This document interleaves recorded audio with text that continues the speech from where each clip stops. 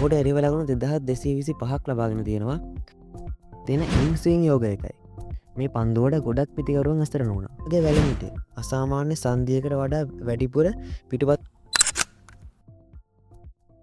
Cricket ලෝකයේදී පිතිකරුවන්ගේ බියකරුම සිහිනයක් තියෙනවා නම් ඒ තමයි පර්ෆෙක්ට් යෝකර් පන්දුව. කඩුල්ල පාමුලටම පාද ඉලක්ක කරගෙන එන පන්දුවට ගොඩක් වෙලාවට පිතිකරුවන්ට උත්තර නැහැ.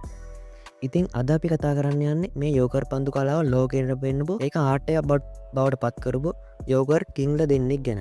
මේ තමයි අපේ ආදරණීය ලසිත් මාලිංග සහ ඉන්දියා වේග පන්දු යවන ජස්ප්‍රීත් බුම්රා. ඉතින් රැඳෙන්න කියලා ආරාධනා කරනවා මේ වීඩියෝගේ අවසානයේ වෙනතෙක්. ඒ වගේම අපේ channel එකත් අනිවාර්යයෙන්ම subscribe කරලා එකතු වෙන්න. අපි බලමු එහෙනම් සැබෑ යෝගකින් කවුද කියලා. යෝග පන්දුව ගැන කතා කරනකොට අපිට මුලින්ම මතක් වෙන්නේ ලසිත් මාලිංග. මොහු තමයි මුලින්ම යෝකර් පන්දුව ආටයක් බවට පත් කළේ. මාලිංගගේ පන්දයීමේ විලාසය ස්ලිංග කියලායි කියන්නේ. එයාගේ අත පහළින් එන නිසා පිතිකරුවන්ට පන්දුව එන තැන සහ ගමන් මාර්ගය හඳුනා ගන්න අතිශය අමාරුයි.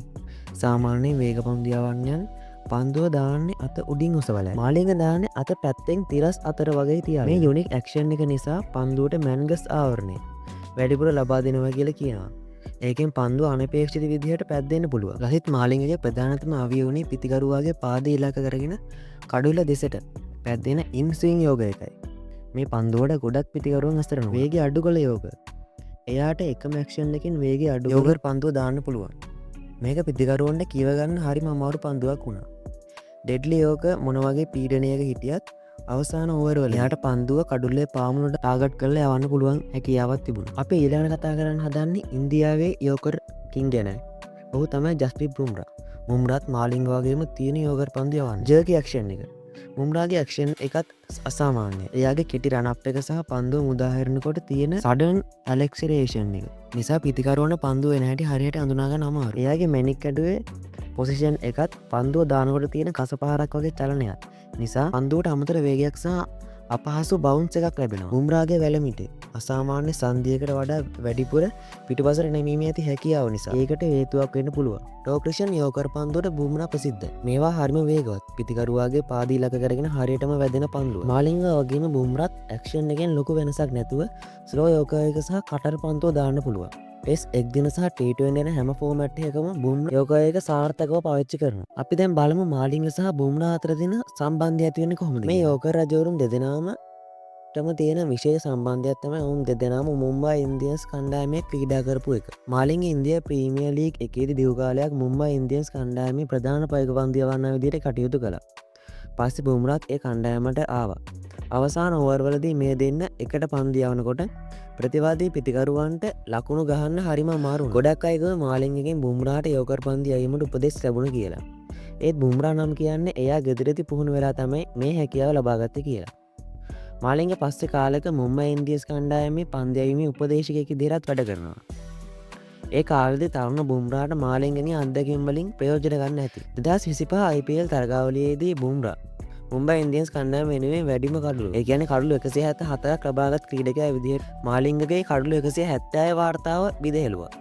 මේ වෙලාවදීත් මේ දෙන්න සුබ පැතීමට ඔවුන් අතර තියෙන ගෞරවය හොඳටම පෙන්නුම් කළා. අපි දැන් බලමු මේ දෙන්නාගේ විකට් ප්‍රමාණ තරග ප්‍රමාණ අතර සංසන්දනය. ජස්ප්‍රීත් බුම්රා ගත්තට පස්සේ ටෙස්ට් මැච් 46ක් ක්‍රීඩා කළා. ඔහුට එරෙහිව ලකුණු 4117ක් ලබාගෙන තියෙනවා. ඔහු විකට් 210ක් ලබාගෙන තියෙන අතර ඔහුගේ ඇවරේජ් එක 19.6යි. විකට් 5 අවස්ථා 14. ලසිත් මාලිංග ටෙස්ට් මැච් 30යි. ඔහුට එරෙහිව ලකුණු 3349ක් ලබාගෙන තියෙනවා. කඩලු 101යි. ඔහුගේ බෝලිං ඇවරේජ් එක 33.1යි. කඩලු 5 අවස්ථා 3යි. බුම්රා ODI ගත්තට පස්සේ තරග 9යි. ඔහුට එරෙහිව ලකුණු 3509ක් ලබාගෙන තියෙනවා. කඩලු 149යි. බෝලිං ඇවරේජ් එක 23.6යි. කඩලු 5 අවස්ථා 2යි. මාලිංග ODI ගත්තට පස්සේ මැච් 226යි. ඔහුට එරෙහිව ලකුණු 9760ක් ලබාගෙන තියෙනවා. කඩලු 338යි. ඔහුගේ බෝලිං ඇවරේජ් එක 28.9යි. කඩලු 5 අවස්ථා 8යි. බුම්රා T20 වල ගත්තට පස්සේ තරග 70යි. ඔහුට එරෙහිව ලකුණු 1579ක් ලබාගෙන තියෙනවා. කඩලු 89යි. බෝලිං ඇවරේජ් එක 17.7යි. කඩලු 5 අවස්ථා 0යි. මාලිංග T20 වල ගත්තට පස්සේ තරග 84යි. ඔහුට එරෙහිව ලකුණු 2225ක් ලබාගෙන තියෙනවා. ඔහු කඩලු 607ක් ලබාගෙන තියෙනවා. ඔහුගේ බෝලිං ඇවරේජ් එක 20.8යි. කඩලු 5 අවස්ථා 2යි. ජස්ප්‍රීත් බුම්රා IPL වල තරග 145ක් ක්‍රීඩා කළා. ඔහුට එරෙහිව ලකුණු 4031ක් ලබාගෙන තියෙනවා. ඔහු කඩලු 183ක් ලබාගද්දී ඔහුගේ ඇවරේජ් එක 22.0යි කඩලු 5 අවස්ථා දෙකයි. මාලිංග IPL වල තරග 122යි. ඔහුට එරිව ලකුණු 3366ක් ලබාගෙන තියෙනවා. කඩුලු 170යි. ඔහුගේ බෝලිං ඇවරේජ් එක 19.8යි. ඔහු කඩුලු 5 අවස්ථා එකක් ලබාගෙන තියෙනවා. ඔයාලා ඉතින් හිතන්නේ මේ දෙන්නගෙන් හොඳම යෝග පන්දියවන්න කවුරු කියලාද? පහලින් අනිවාර්යයෙන්ම කමෙන්ට් එකක් දාගෙනම යන්න. වීඩියෝ එකට අනිවාර්යයෙන්ම ලයික් එකක් දාලා අපේ channel එක subscribe කරලා යන්නම අමතක කරන්න එපා. අපි එහෙනම් නැවතත් මේ වගේ වීඩියෝ එකකින් හමු වෙමු. ඔබට ජය වේවා.